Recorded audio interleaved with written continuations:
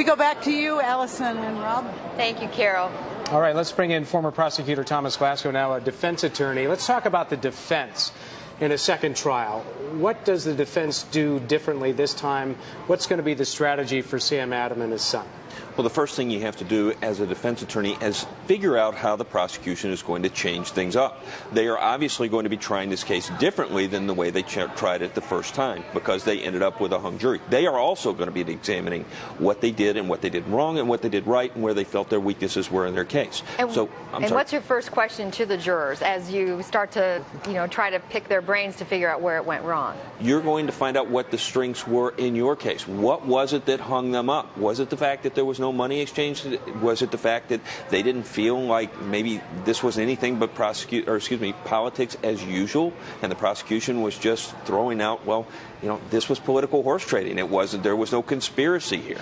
What are the strengths that they resonated with? Because you do focus juries beforehand to determine what is good and what is bad with your case. This is the real life focused jury. Do you think the fact that Sam Adams promised that Rod Blagojevich was going to testify, they were emphatic about that, and then at the end said he's not going to testify because prosecution didn't prove its case, do you think that helped with this hung jury and confusing the jury, or what would be the strategy the second time around? It may have. I mean, in my experience as a prosecutor and as a defense attorney, when you don't put on a case, in other words, when you put on a case, when you have your client testify, when you put on a case, the jurors generally will weigh the prosecution case versus your case. If you don't put on a defense, jurors tend to look at it and go, well, let's weigh the prosecutor's case. Not weighing it against the defense case, but let's see whether or not they proved it beyond a reasonable doubt. And that becomes a much harder burden and a much higher burden for the prosecutor. And as a defense attorney, they may also learn some lessons, maybe not promising the jury in the very beginning that their client was even going to testify? I think Mr. Adams learned a lot of lessons during the course of this trial, but I think the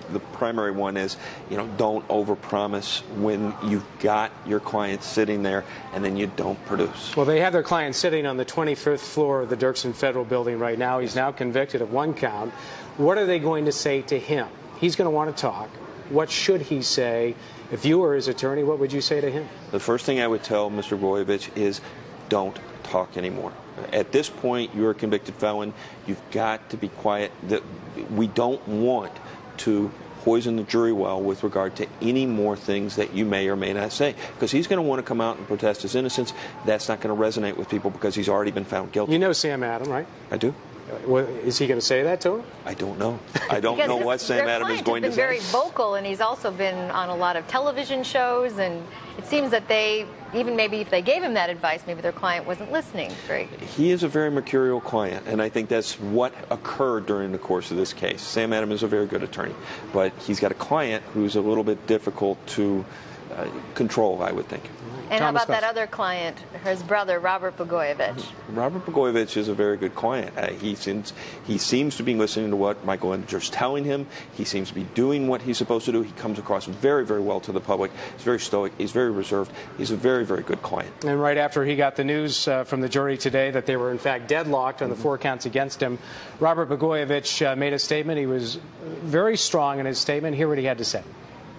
I can tell you what, if in fact the charges are brought back against me, we're prepared to defend those as vigorously and aggressively as we did up already, and I've got ultimate confidence in my acquittal.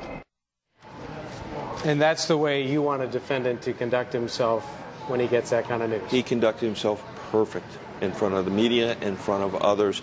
He has done an extremely good job at controlling what his message is. Thomas Glasgow, thank you for joining us, and we really appreciate your insight into this as a former state's attorney and now a practicing attorney, defense attorney. So you got it on both sides, so thank you very much. Thank you very much. And you made one statement, and I want to bring in our next guest, Cindy Canary. Oh, actually, we are just being told by our producer, Rod Blagojevich is coming down into the Let's foyer get right there, to the Dirksen Federal Building right there. And Phil Rogers and Carol Marine are there. Marianne Ahern's up on the 25th floor, and we certainly don't want to miss this. His brother came down with his attorney. Phil, we're hearing...